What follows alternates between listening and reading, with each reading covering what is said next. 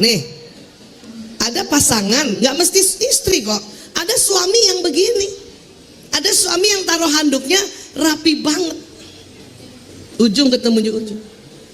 Istrinya yang kata orang Belanda slordah. Istrinya yang slordah.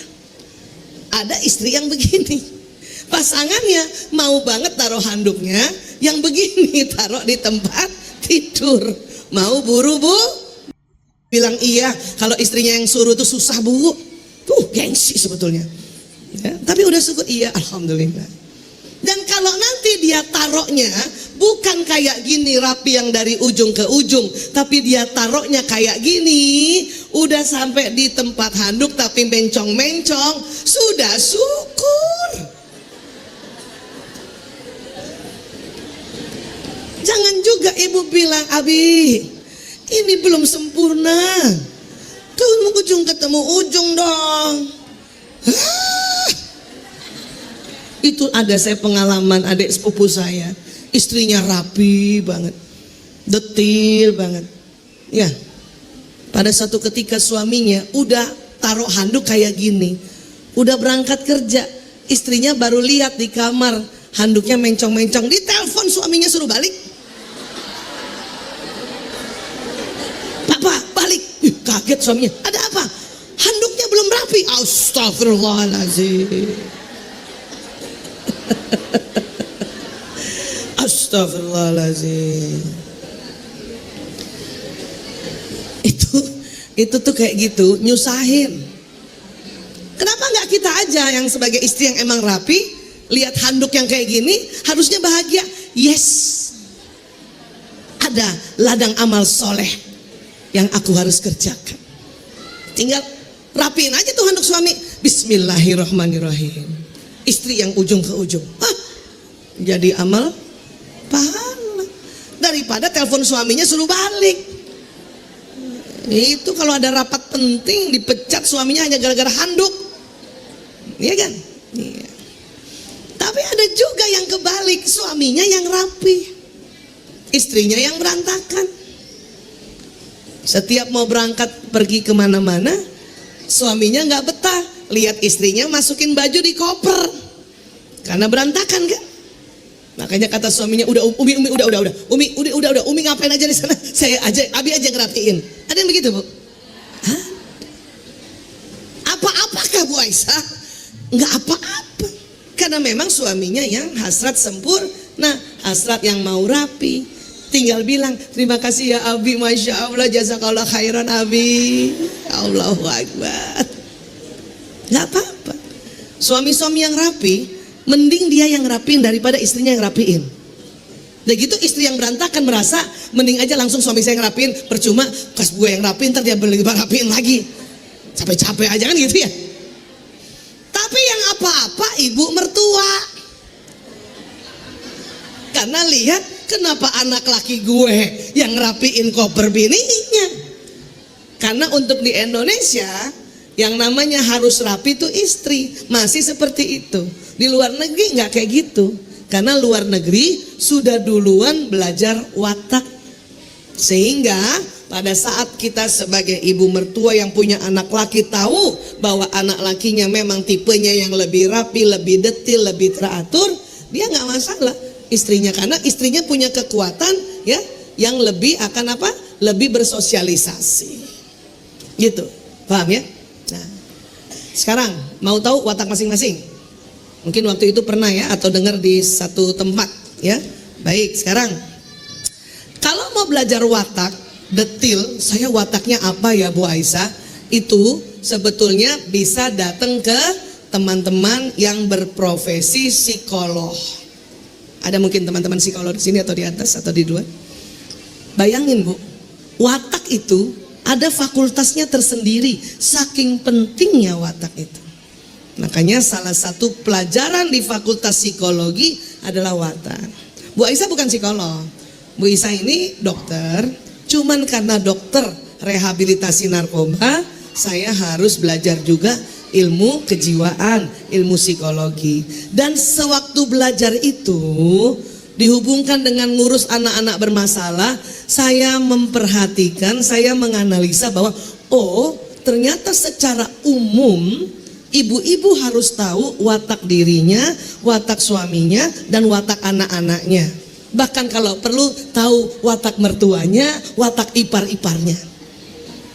Supaya apa? Supaya nggak julid, supaya nggak jutek. Karena jutek dan julid itu gara-gara kita tidak paham watak diri dan watak orang lain. Ya, setuju ya? Nah, tapi belajar watak kita hari ini tentulah belum detail. Tidak mengapa.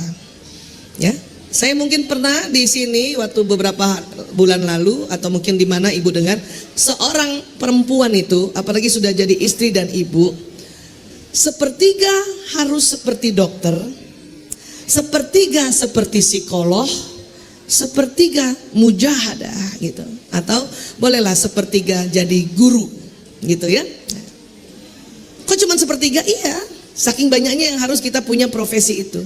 Sepertiga dokter maksudnya untuk penyakit-penyakit standar, batuk, pilek, diare, ibu jadi dokternya. Nggak usah ngantri di puskesmas yang panjang itu, apalagi baru hari pertama sampai hari ketiga. Ibulah yang jadi dokternya. Nanti bila sakit berlanjut baru hubungi dokter beneran. Sepertiga psikolog, paling tidak seorang ibu, seorang istri, satu harus tahu tentang ini anak laki atau anak perempuan. Waktu itu kita bahas itu kan, ini wataknya apa dan bakatnya apa. Secara umum saja tiga ini harus ngerti. Bila ingin lebih berlanjut baru hubungi si psikolog. Ngerti ya Bu? Makanya hari ini ibu saya mau bikin jadi psikolog. Sepertiga aja, makanya nggak dapat gelar. Sebelum kita deteksi watak anak-anak, deteksi watak diri sendiri dulu. Setuju? Siap? Baik. Pakai apa Bu Aisyah? Pakai kuis. Yang bagaimana? Yang cepat aja. Kalau lama entar kelamaan. Bagaimana caranya? Ya, untuk tahu watak dasar. Jadi begini, sebelum kita deteksi watak, di otak manusia itu Allah akan kasih tempat watak itu di daerah, ya kalau bisa kelihatan ya, itu di daerah yang tengah sini, tengah belakang tadi situ ya. Nah ini, di situ ada namanya sel otak yang Allah sudah kasih dari lahir itu jenis watak. Ada 2 jenis watak di situ. Dan di tempat ini juga bukan hanya watak, bakat. Kalau bakat 8 Bu, keren gak tuh? Cuman banyak orang gak ngerti bakatnya sejak kecil 8-8-nya apa. Baru tahu setelah besar.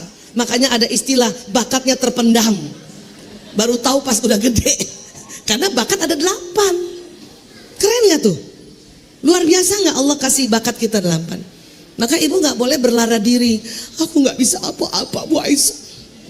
Terus ngomong sama ibu yang lain, kamu mah enak, udah cantik, kaya, baik hati, suka menabung, pinter masak, jago nanam, pinter melihara lele, pinter jahit. Kalau ada orang yang ngomong kayak gitu, itu tanda-tanda tidak percaya diri. Dan buat kita, mungkin ibu ya, yang jadi orang yang dituding oleh si ibu yang ini, lo mah enak, cantik. Ibu jangan juga langsung enggak biasa aja, enggak kayak gitu. Langsung alhamdulillah, masya Allah gitu ya Bu. Lo mah enak, suami lo kaya, masya Allah, alhamdulillah. Enggak usah enggak biasa aja, enggak gitu.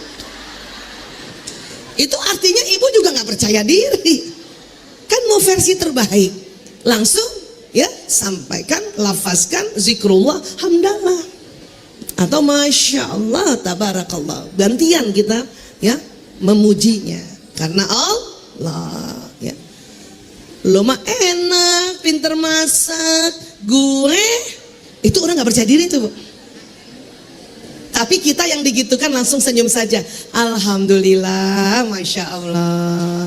Nggak usah juga ibu bilang sama dia, lo kayak gitu, nggak percaya diri.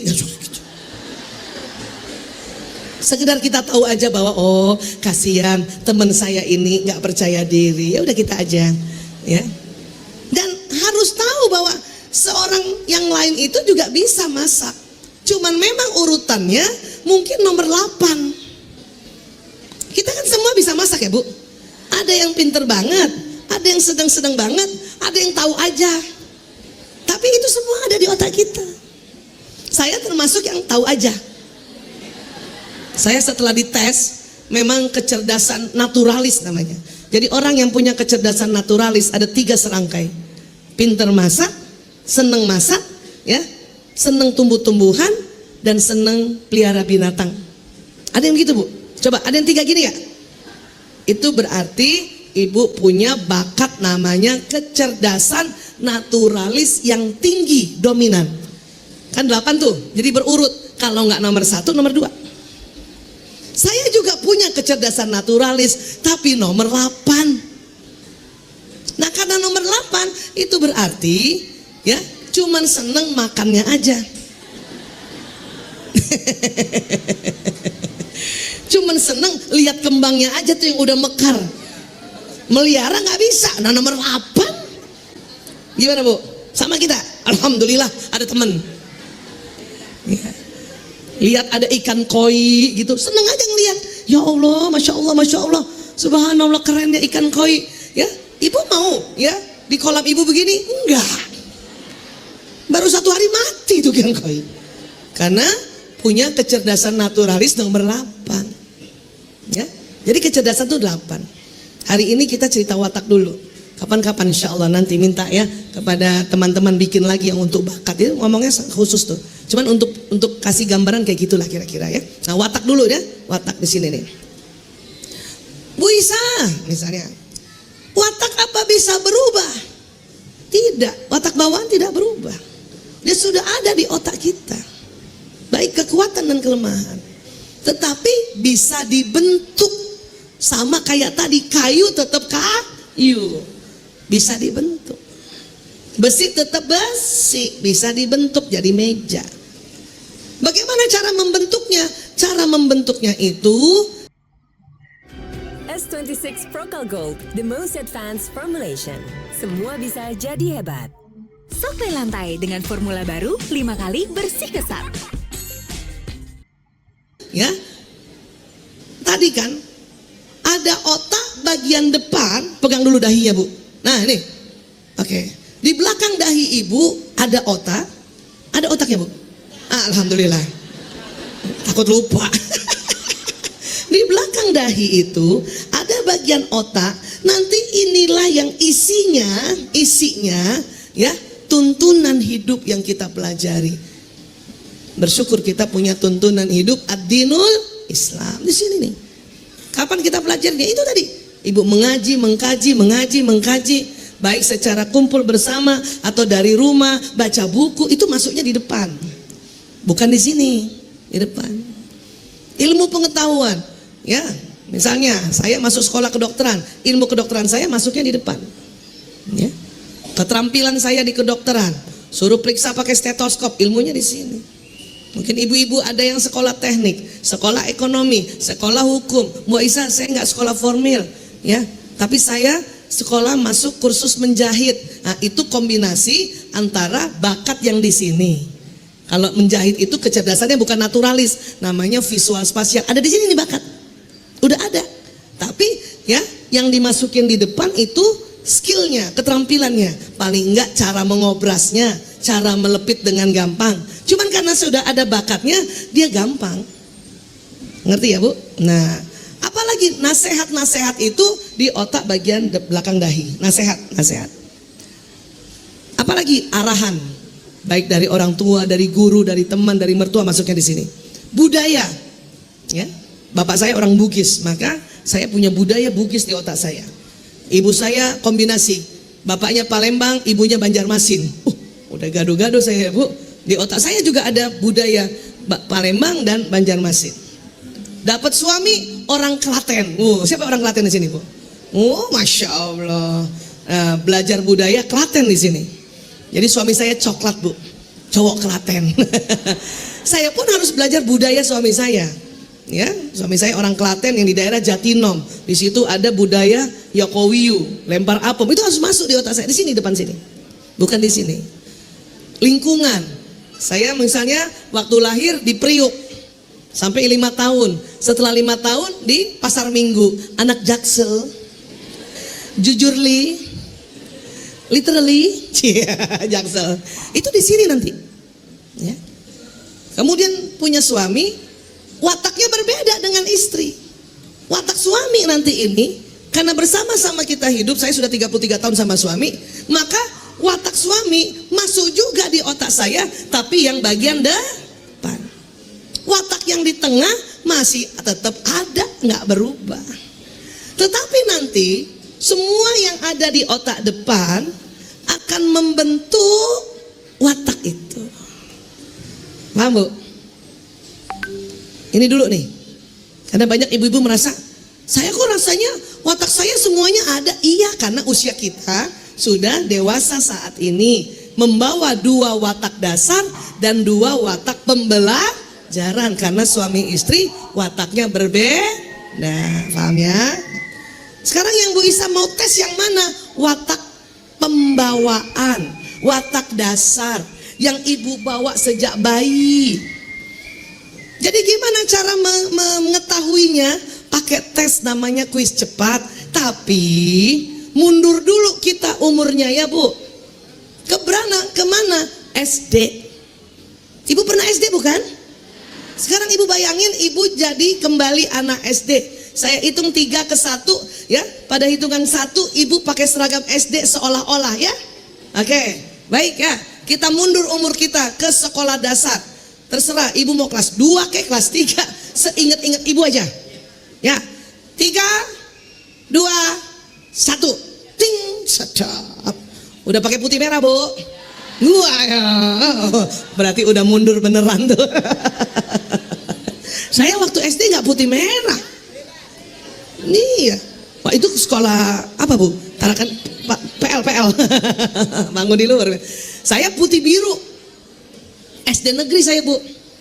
SD negeri 01 pagi Duren 3. Ada juga teman saya SD negeri Duren 3 petang filial. Udah petang filial. Jauh banget ya. Masih putih biru ya. Pokoknya bayangin waktu SD ibu dulu ya. Udah, Bu, udah bayangin. Nah, sekarang saya datang jadi kepala sekolah nih. Ya. Terus saya bilang, "Anak-anak, kita mau bikin teater." Tahu teater, Bu? Drama. Kalau bahasa Belanda, fragment. Bahasa Belanda ya. Nih anak SD nih. Terus kata kepala sekolahnya bilang, "Ya, anak-anak, saya kasih 4 pilihan. Tolong pilih 2 pilihan dari 4 ini. Pilihan pertama dan kedua, pilih yang mana?" Ya, oke? Apakah mau jadi penonton, jadi sutradara, penulis skenario, atau artisnya ya? Coba pilih 2 dari 4 pilihan yang saya kasih sebagai kepala sekolah. Semua pilihan ini bagus. Jangan merasa, ngapain penonton? Lah, teater itu untuk penonton. Udah, Bu? Pilih cepat, jangan tanya teman ya. Kamu apa? Jangan itu. Ini watak yang ada di otak. Minta tuntunan di otak kita. Bismillah ya Allah, yang mana? 4 ini ibu pilih 2. Pilihan pertama dan kedua. Apakah mau jadi penonton, penulis skenario, sutradara, atau pemainnya, artisnya? Nah, pengen jadi artis semua. Ibu apa, Bu? Oh, Masya Allah. 2 sama 3. Keren. Produser nggak ada produser. Mau jadi produser. Udah diambil Rampun Jabi sama saudara-saudaranya. Produser harus orang India, Bollywood. Udah nih, dapat nih. Udah, dapat 2 dari 4. Nah, kalau udah kita bahas ya. Tapi ingat, karena ini kuis cepat, mungkin akuratnya ya, betulnya cuma 80%. Karena kuis cepat. Bisa jadi nanti ibu salah pilih, bukan salah watak. Salah pilih aja, karena ibu masih menganggap yang memilih diri yang sekarang. Kalau diri sekarang yang milih pasti agak beda. Harus mundur dulu ke usia yang lebih muda. Karena kenapa kalau yang sekarang? Sudah terpengaruh watak pembelajaran dari pasangan hidup. Jadi nanti kalau saya jelaskan, ibu merasa kok bukan yang ini, itu bukan salah watak ibu, tapi cuman salah pilih. Gak apa-apa ya. 80% udah bagus. Nah, yuk. Sekarang Ada yang pilih penonton? Pilihan pertama sama kedua? Masya Allah. Ya, ada yang pertama atau kedua ya. Orang yang pilih penonton biasanya bahasa atau nama atau istilah di ilmu psikologi kepribadian, maaf ya, pakai bahasa Latin, namanya plekmatis. Apa Bu? Plekmatis. Ini nama ini itu sudah ada di dunia sejak 300 tahun sebelum Masehi. 300 tahun sebelum Nabi Isa alaihissalam lahir. Karena ada ilmuwan namanya Hippocrates. Hippocrates melihat bahwa begitu banyaknya manusia Tuhan ciptakan, tetapi kok ada karakteristik, istilahnya bukan karakternya, karakteristik atau watak yang sama, mirip-mirip. Makanya dia mengklasifikasi. Bukan hanya watak, wajah aja itu terbagi-bagi kan. Kadang-kadang bagi 4. Hidung misalnya, hidung saja terbagi 4. Punten, mancung, pesek, bangir atau gede, besar, dan betet, nah gitu. Kayak betet, ininya Bu, kesininya gini gitu. Terbagi 4 Bu. Walaupun Ibu nih sama nih, kita manusia, walaupun nggak ada yang mirip banget, tapi dibagi 4 itu tadi. Ya, bagus Bu, semuanya bagus. Cuman kalau mau lebih bagus lagi, Ibu ikutin juga cara-cara sekarang apa? Kasih shading. Yang hidung besar kayak saya nih, jadi agak dari depan ya, kelihatan agak-agak mancung. Dari kanan gede juga. Ya paham ya? Nah, maksudnya apa? Watak juga begitu, dia terbagi 4 besar. Makanya tadi pilihannya 4.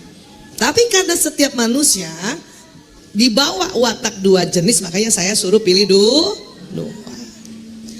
Apa watak plekmatis ini Bu Aisyah atau penonton ini? Di otak Ibu yang pilih penonton, baik pilihan pertama dan kedua, kemungkinan besar di otak Ibu itu Allah kasih hasrat yang namanya damai. Coba yang pilih penonton, apakah Anda merasa damai? Tidak mau konflik dari kecil. Dan ciri khas orang damai gampang banget. Dari kecil sampai sekarang, ajak aja deh makan ke restoran kita yang traktir. Terus tanya mau makan apa? Jawabnya, nah itu terserah. Betul Bu? Mana tadi yang pilih penonton? Betul? Ibu selalu terserah. Karena buat orang plekmatis, orang yang tipe penonton, dia merasa udah syukur diajak makan. Masa gue yang milih? Kebangetan gitu otaknya. Selalu terserah. Ibu juga kalau punya anak yang dikit-dikit, terserah Umi, terserah Bunda, terserah Ibu, terserah. Kemungkinan besar tuh anak damai itu. Ngerti ya? Nah, watak damai ini punya kekuatan dan kelemahan juga. Apa kekuatannya? 1, watak damai ya. Dengerin yang penonton nih. Jelas orangnya damai. Betul? Ciri khasnya pengamat. Seneng ngamatin. Waktu ngamat dia pikirin. Pas udah gak diamatin, gak dipikirin. Nah udah, selesai gua ngamatin gitu. Tuh, ciri khasnya. Kekuatannya apa lagi? Tipe ini tipe yang cocok di mana-mana. Temu orang cocok. Dan senang, ciri khasnya cepet senyum dan ngangguk. Ya Bu. Kalau gak terserah, iya. Gak semua begitu loh. Ada yang tadi pilih sutradara? Ada? Pilih sutradara kalau kita ajak makan, nggak terserah. Mana yang enak? Begitu. Mana tadi yang pilih sutradara? Saya nih kalau ngajak makan orang di restoran, saya langsung tahu tuh. Kalau ada, terserah Bu Isa aja, terserah. Oh ini orang damai nih. Ada lagi ibu yang di sebelah. Dia tanya sama pramuniaganya, sama udahnya. Ini mana yang enak? Oh sutradara nih.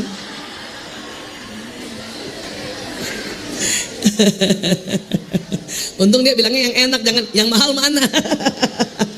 Ngerti ya Bu? Tipe ini penonton juga punya kekuatan apa? Dia mahir mengerjakan pekerjaan yang itu-itu saja atau istilahnya monoton.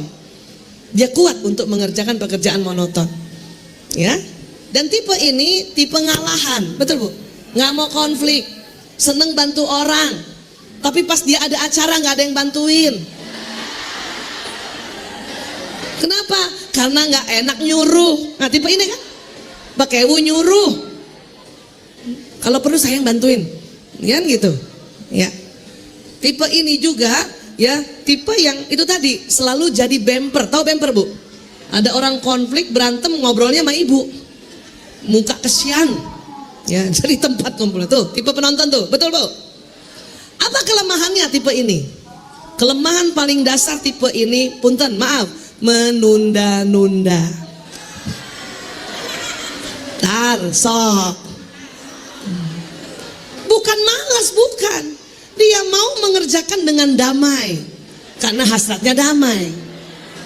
Makanya seto. Tipe ini juga tipe yang mudah terpengaruh juga, karena nggak enak bilang tidak, betul? Makanya hati-hati tipe ini kalau ya diajak macam-macam, ini bahaya. Anak kita yang tipe ya bunda terserah bunda itu ajarin galak sedikit, karena tipe ini yang paling gampang terpengaruh, bukan karena dia nakal, bukan karena dia jelek atau badung, bukan, nggak bisa bilang tidak. Tipe ini pecandu narkoba, yang kena narkoba 60% tipe ini, karena nggak bisa bilang tidak, padahal dia anak baik kan, anak damai. Makanya banyak ibu-ibu merasa, termasuk saya, adik saya kena narkoba, ini yang tipe ini. Saya tahu kecilnya anak damai, selalu bantuin kita kakak-kakaknya, tapi kenapa dia yang kena? Rupanya nggak bisa bilang tidak sama bandar. Makanya waktu bandar nawarin bilangnya terserah, sama kayak bilang di rumah terserah, ya dikasih. Yang dikasih ini bukan bakso tapi zat adiktif yang ketergantungan. Ya, ajarin galak sedikit kalau punya anak tipe gini ya. Ya. Oke, dah. Apalagi kelemahannya tipe ini? Tipe ini karena jarang marah, cepet lobet. Makanya perlu istirahat. Tipe ini Bu, duduk aja sedikit kalau lagi di mobil, jalan 15 menit, ibu sudah di tempat kedamaian. Saya tipe ini loh Bu. Bu Isa, pas dilihat suami saya di depan, saya di belakang. Ya Allah, sudah tempat kedamaian. Karena saya jarang marah. Karena jarang marah, ya energinya akan habis, makanya harus di-charge. Tipe ini juga, punten, yang bangun susah nih, gak bisa langsung loncat. Beda tipe sutradara. Tipe ini juga yang makanya di HP ada alarm per 5 menit. Mati 5 menit lagi. Sama gak Bu? Tapi ingat loh Bu, 5 menit itu cuma setting 3 kali.